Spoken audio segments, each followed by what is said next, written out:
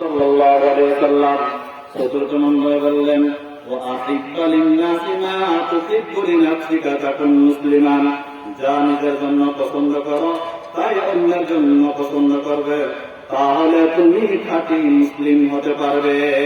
নবী আলাইহিস সালাম পঞ্চম নম্বর আবু হুরায়রাকে বললেন, ওয়ালা তুকসিরিজ যাকা ফাইন্না কাসরাতাজ যাকা তুমিতুল কলব। বেশি হাসবে না, কারণ অতিরিক্ত হাসাহাসি, অতিরিক্ত কৌতুকতা এটাকে মৃতবধ করে দেয়। এই ব্যাপারে কোরআন ও হাদিসের আলোকে আমরা দেখতে পাই প্রতিবেশীর কয়েকটি গুরুত্বপূর্ণ অধিকার রয়েছে।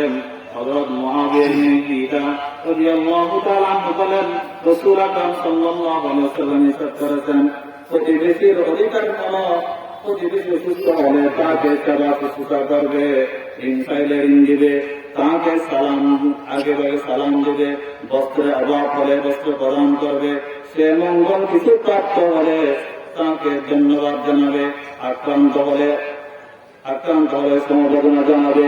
অর্থাৎ প্রতিবেশীর দুঃখে দুঃখী হওয়া, প্রতিবেশীর আনন্দে আনন্দিত হওয়া, প্রতিবেশীর অন্যতম হওয়া।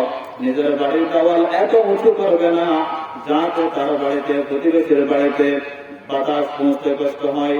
তরকারি দিয়ে সাহায্য করতে না পারলেও প্রতিবেশীকে, সংখ্যায় দিয়ে সাহায্য করতে না পারলেও প্রতিবেশীকে গ্রাম দিয়ে কষ্ট দিয়ে না। রাসূলুল্লাহ সাল্লাল্লাহু আলাইহি ওয়াসাল্লাম বলেন, হে মুসলিম নারীগণ, তোমরা তোমাদের প্রতিবেশীকে সামান্য ছাগলের খুর দিয়ে হলেও সাহায্য করো, সামান্য খুর দিয়ে হলেও সাহায্য করো। তিনি আরো বলেন, হে আবু যর, নবী আলাইহিস সালাম আপনারা বলেন, হে আবু যর, যখন জল পাকাও তখন তাতে পানি বেশি করে দাও এবং তা প্রতিবেশীর মধ্যে বিতরণ করো। প্রতিবেশীর সাথে যা খারাপ আচরণ করে, রূপ আচরণ করে, তারা জাহান্নামী। হযরত আবু হুরায়রা রাদিয়াল্লাহু তাআলা আনহু বলেন, রাসূল আকরাম সাল্লাল্লাহু আলাইহি ওয়াসাল্লামকে বলা হলো, ইয়া রাসূলুল্লাহ, ইন্না ফুলানাতা তুসতারু মিন কাসরাতি সালাতিহা ওয়া সাদাকাতিহা غير أنها تؤذي جيرانها بلسانها قال هي في النار।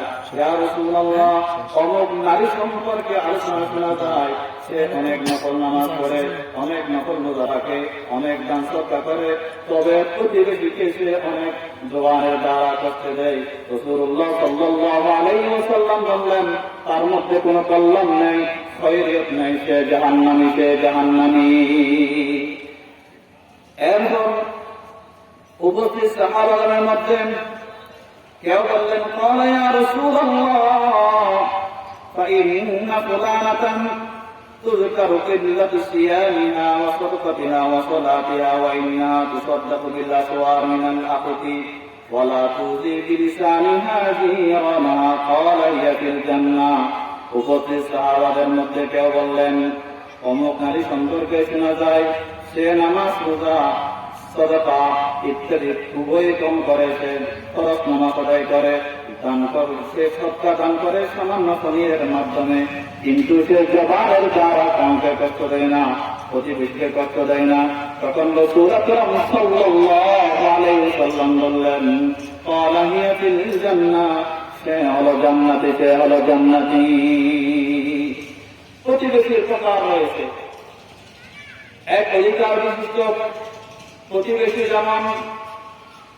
যেমন অমুসলিম, দুই অধিকার বিশিষ্ট প্রতিবেশী যেমন প্রতিবেশী হওয়ার সাথে সাথে মুসলিমও, তিন অধিকার বিশিষ্ট প্রতিবেশী যেমন প্রতিবেশী হওয়ার সাথে সাথে মুসলিমও এবং আত্মীয়।